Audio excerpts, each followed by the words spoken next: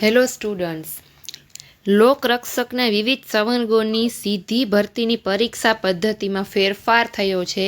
પોલીસની એક્ઝામ લોકરક્ષકની પદ્ધતિમાં જે ફેરફાર થયો છે એની એક PDF મળી રહેલી છે, જે હું તમને વિગતવાર આજે જણાવી દઉં. શું કહે છે તો કે લોકરક્ષકની ભરતી અંતર્ગત લેવાતી શારીરિક કસોટીમાં હવે દોડ ફક્ત નિયત સમયમાં પાસ કરવાની રહેશે, એને કોઈ ગુણ આપવામાં રહેશે નહીં. એટલે મતલબ કે પહેલાં એવું હતું કે 5 કિલોમીટરની દોડ છે એ 25 મિનિટમાં પૂરી કરવાની હોય તો બરાબર, જે લોકો 24 મિનિટમાં પૂરી કરે અથવા જે લોકો 20 મિનિટમાં પૂરી કરી લે તો એને ગુણ વધારે આપવામાં આવતા. જે લોકો 25 મિનિટમાં પૂરી કરે તો એને એનાથી ગુણ ઓછા મળતા. એવું હતું ને. તો હવે શું છે, એ બધું નીકળી ગયું. તમે 25 મિનિટમાં કરો કે 24માં કરો કે 20માં કરો, ખાલી તમારે 25 મિનિટમાં 5 કિલોમીટરની દોડ પાસ કરી લ્યો એટલે તમે ક્વોલિફાય થઈ જાઓ શારીરિક કસોટીમાં.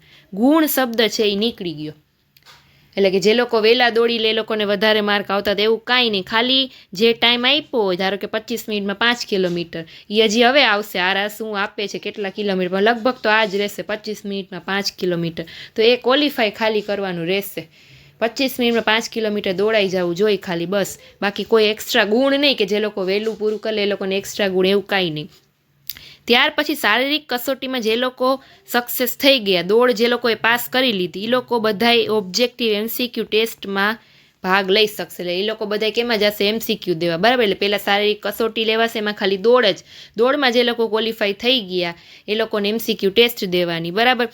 ચેસ્ટ છે એ નીકળી ગઈ છે, વજન છે એ રદ કરવામાં આવેલું છે, હાઇટનું હજી કંઈ આવ્યું નથી, કદાચ RRમાં આવી શકે. RR તો હજી લાંબા આવશે, RRનો જ એક ભાગ કહેવાય. તો હાઇટ વિશે કાંઈ નથી, એઝ યુઝ્યુઅલ એ જ રાખે છે કે કાંઈ વધારો ઘટાડો કરે છે, પણ એનું હજી કાંઈ કીધું નથી. હવે જે લોકો શારીરિક કસોટીમાં પાસ થયા છે એ લોકો MCQ આપવાની. MCQ માટે શું છે, એટલે કે મેઇન તમારું MCQ રહેશે, ગુણ એના જ ગણાશે. દોડના તો ગુણ ગણાશે નહીં, ખાલી ક્વોલિફાય કરવાનું રહેશે. જો 100 ગુણની MCQ ટેસ્ટ લેવાતી હતી પહેલાં, તો એની બદલે હવે 200 ગુણની કરી નાખી છે. 200 માર્કનું પેપર હશે તમારું. પાસ થવા માટે ઓછામાં ઓછા 40% ગુણ લેવા પડશે. 40% કેવી રીતે જોઈએ આપણે આગળ. જો બીજું તો કે આજે રાષ્ટ્રીય રક્ષા યુનિવર્સિટી અથવા નેશનલ ફોરેન્સિક સાયન્સ યુનિવર્સિટીમાંથી કરેલા કોર્સ માટે જે વધારાના ગુણ છે એ પણ આપવામાં આવશે. જે પહેલાં આપવામાં આવતા એ કેટલા આપવામાં આવશે ને શું છે ને એ બધું RRમાં આવશે. સ્પર્ધાત્મક પરીક્ષાની તૈયારી કરતા રાજ્યના યુવાનો માટે રાજ્ય સરકારે લોકરક્ષકના વિવિધ સંવર્ગોની સંયુક્ત સીધી ભરતીની પરીક્ષા પદ્ધતિમાં મહત્વપૂર્ણ ફેરફાર કર્યા છે. જે અંતર્ગત લોકરક્ષકની ભરતીમાં શારીરિક કસોટી લેવામાં આવતી હતી, એમાં દોડના ગુણ આપવામાં આવતા હતા, જેને બદલે હવે દોડ ફક્ત પાસ કરવાની જ રહેશે. એના કોઈ ગુણ મળશે નહીં, તમે વહેલી દોડ કરી લેશો તોય. એટલે કોઈ બર્ડન તમારા ઉપર નહીં રહે. ટૂંકમાં તમે જો 25 મિનિટમાં 5 કિલોમીટર આરામથી કરી નાખતા હશો તો બસ ક્વોલિફાય થઈ જશો તમે MCQ માટે. તો પહેલાં શારીરિક કસોટીમાં ઉમેદવારોને વજનને પણ ધ્યાન લેવામાં આવતું હતું. હવે એવું કાંઈ નહીં, વજનને રદ કરવામાં આવ્યું છે. ગમે એટલું વજન હોય તમે દોડ ક્વોલિફાય કરવા જોઈએ. આમ શારીરિક કસોટી હવે ફક્ત ક્વોલિફાઈંગ રહેશે, એના કોઈ ગુણ આપવામાં આવશે નહીં. જે છે એ શું છે તો કે શારીરિક કસોટીમાં ઉત્તીર્ણ થયેલા ઉમેદવારો ઓબ્જેક્ટિવ MCQ ટેસ્ટ, એટલે કે જે છે એ MCQમાં તમારે મહેનત કરવાની છે, ટૂંકમાં વાંચવામાં, એમાં માર્ક લઈ આવવાના છે.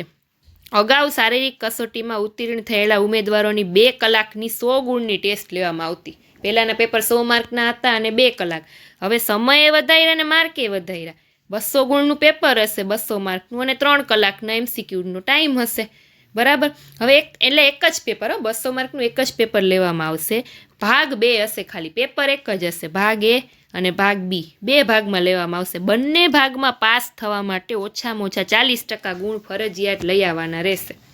200 માર્કનું પેપર હશે, 2 ભાગ પાડ્યા છે, બંને ભાગમાં ઓછામાં ઓછા 40% તમારે લઈ આવવાના છે. એવું નહીં કે કોઈ એક ભાગમાં આવી ગયા બીજા ભાગમાં કાંઈ ના આવડ્યું તો હાલશે, એવું નહીં. 2 ભાગમાં 40% લઈ આવવાના. જૂના પરીક્ષા નિયમોના વિષયોમાં સાયકોલોજી, પછી સોશિયોલોજી, IPC, જોજો CRPC, એવિડન્સ એક્ટ, એ બધા વિષયોને રદ કરી નાખ્યા છે. છોકરાઓ આમાં જ બહુ લોચા પડતા હતા CRPC ને IPCમાં, પણ એ હવે વિષયો કાઢી નાખ્યા અને નીચેના વિષયો હવે આવી ગયા. આ છે તમારો સિલેબસ, પાર્ટ A ને પાર્ટ B નો. સમજાણું? IPC CRPC કાઢી નાખ્યા છે. પાર્ટ Aમાં શું પૂછાશે, કેટલા માર્કનું પાર્ટ A રહેશે તમારું 80 માર્કનું, પાર્ટ B રહેશે 120. પેપર એક જ હશે હો, અલગ અલગ પેપર નહીં હોય, પાર્ટ પાડેલા છે. પાર્ટ Aમાં તો કે રિઝનિંગ, અને ડેટા ઇન્ટરપ્રિટેશન જે લોકો ગૌણ સેવાની સીસીની કરતા હશે તૈયારી એ લોકોને આવી જ જશે રિઝનિંગ ને ડેટા ઇન્ટરપ્રિટેશન એનો એ જ કોર્સ છે. કેમ કે આમાં ડિટેલ વાઇઝ ટોપિક પણ જે એ રિઝનિંગના જે ટોપિક હોય એ જ બધા ટોપિક આમાં આવશે. પછી મેથ્સ ક્વોન્ટિટિવ એપ્ટિટ્યૂડ બરાબર મેથ્સ શું રહેશે એ બધું જે ગૌણ સેવામાં છે એ જ મેથ્સનું રહેશે બેઝિક જ બધું રહેશે. પછી કોમ્પ્રિહેન્ઝન ઇન ગુજરાતી લેંગ્વેજ બીજું જો શું સારી વાત આવી આમાં તો કે ગુજરાતી લેંગ્વેજમાં ખાલી કોમ્પ્રિહેન્ઝન એટલે કે ફકરો આપ્યો હોય એમાંથી વાંચીને નીચેના સવાલના જવાબ તમારે લખવાના હોય એ જ પૂછાશે. વ્યાકરણ છે ગ્રામર ગુજરાતીનું પૂછાવાનું નથી જો ક્યાંય કીધું નથી એટલે ગ્રામર ગુજરાતીનું નીકળી ગયું છે ખાલી કોમ્પ્રિહેન્શન પૂછાશે. એટલે રિઝનિંગના કેટલા માર્ક 30 માર્ક ક્વોન્ટિટિવના 30 માર્ક ક્વોન્ટિટિવ એપ્ટિટ્યૂડ એટલે ઘણા કહેશે એટલે શું એટલે મેથ્સ મેથ્સના 30 માર્ક મેથ્સ અને ગુજરાતી લેંગ્વેજ જે કોમ્પ્રિહેન્ઝન પૂછાશે એના 20 માર્ક એટલે ટોટલ પાર્ટ એના થયા તમારા 80 માર્ક. જો ઇંગ્લિશ વિષય પણ નીકળી ગયો જે લોકો ઇંગ્લિશમાં બહુ બીતા હોય છે તો હવે ગભરાવાની જરૂર નથી. લોકરક્ષકવાળા ઇંગ્લિશ પણ આમાં લીધું નથી અંગ્રેજી પણ નીકળી ગયું. પાર્ટ બીમાં તો કે એક તો કોન્સ્ટિટ્યુશન ઓફ ઇન્ડિયા એટલે કે બંધારણ 30 માર્કનું પછી કરંટ અફેર છે સાયન્સ એન્ડ ટેકનોલોજી છે અને જનરલ નોલેજ જીકે વિજ્ઞાન અને કરંટ એ કેટલા માર્કનું 40 માર્કનું. પછી 50 માર્કનું શું છે જો બધું આવી જશે ઇતિહાસ ભૂગોળ સાંસ્કૃતિક વારસો ગુજરાત ને ભારતનું બંનેનું ટૂંકમાં ગુજરાતનો ઇતિહાસ ગુજરાતની ભૂગોળ ગુજરાતનો વારસો ભારતનો ઇતિહાસ ભારતની ભૂગોળ ભારતનો સાંસ્કૃતિક વારસો આ બધું છે એ 50 માર્કમાં લઈ લેશે. એટલે ટોટલ પાર્ટ બીના થયા 120 માર્ક. સમજાણું પાર્ટ એના 80 માર્ક અને બીના 120 એટલે કે તમારે પાર્ટ એમાં 80માંથી 36 લઈ આવવા પડશે પાસ થવા માટે. પાર્ટ બીમાં 120માંથી તમારે 48 માર્ક લઈ આવવા પડશે 40% બેમાં લઈ આવવા પડશે. આમાં 36થી નીચે આવ્યા તો ફેલ આમાં 48થી નીચે આવ્યા તો ફેલ. કેમ કે મારે આમાં 36થી વધારે આવી ગયા આમાં 20 જ માર્ક આવ્યા નહીં ચાલે બેયમાં 40% આવવા જોઈએ તો જ ક્વોલિફાય ગણાશો બરાબર. ચાલો સિલેબસ સમજાઈ ગયો બધાને 80 માર્કનો પાર્ટ એમાં રિઝનિંગ આવી ગયું મેથ્સ આવી ગયું ને ગુજરાતીમાં ખાલી કોમ્પ્રિહેન્ઝન.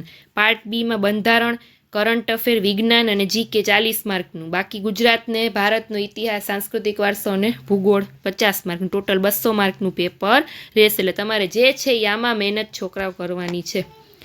અને મારી ચેનલમાં રિઝનિંગના વિડીયો મેં ચાલુ કર્યા છે બરાબર જોઈ લેજો. રિઝનિંગમાં પહેલેથી જે બેઝિક છે ત્યારથી મેં વિડીયો ચાલુ કર્યા છે 2 વિડીયો મૂકેલા છે આગળ બધા ટોપિક હું લઈ લઈશ ત્યાર પછી મેથ્સના પણ લઈ લઈશ અને ઓલરેડી મારી ચેનલમાં ઇતિહાસ ગુજરાતના ઇતિહાસના વિડીયો છે.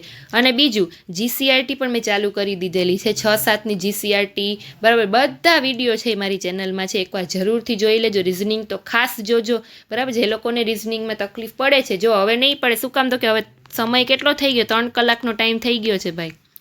3 કલાકમાં તમે રિઝનિંગ મેથ્સ આરામથી ક્વેશ્ચન કરી લેશો. પહેલાં તો તમને ટાઈમની બીક રહેતી હતી એટલે તમે છોડી દેતા હતા પણ હવે રિઝનિંગમાં તૈયારી ચાલુ કરી દેજો. એના માટે હું વિડીયો મૂકવાનું મેં ચાલુ કરી દીધું છે તો એક પછી એક ટોપિક ફટાફટ જોવા માંડજો મારા વિડીયો જોવા માંડજો.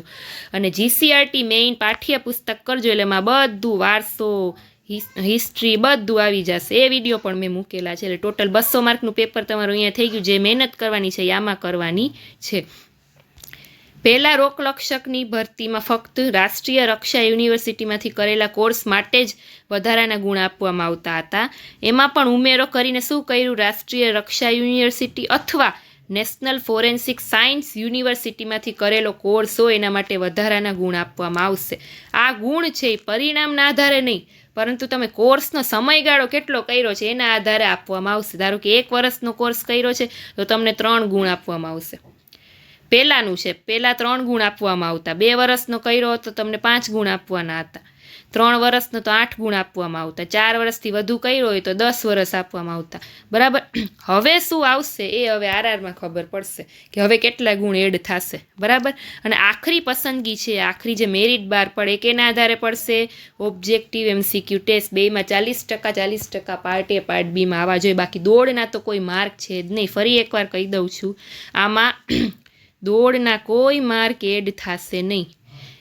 ખાલી પાસ જ કરવાની છે દોડ, બાકી આ બેયમાં તમારે 40% એમાં 40% બી પાર્ટમાં લઈ આવવાના છે. જે છે એ તમારું આ છે, વાંચતા રહેજો. શારીરિક કસોટી તો તમે 1.5 મહિનામાં તૈયાર થઈ જશો. 5 કિલોમીટરની દોડ 25 મિનિટમાં હોય તો 1.5 મહિનામાં આરામથી પ્રેક્ટિસ કરી શકો. પણ જે છે એ આને તમારે ભાર હવે આપવાનો છે. એટલે વિડીયો બને તો મારી ચેનલમાં જોવાનું ચાલુ કરી દેજો અથવા તો વાંચવાનું ચાલુ કરી દેજો. ચાલો, આ હતું આપણે જે આવ્યું છે PDF. હવે નેક્સ્ટ જો RR આવશે ત્યારે હું વળી પાછો વિડીયો મૂકીશ. ચાલો, થેન્ક યુ.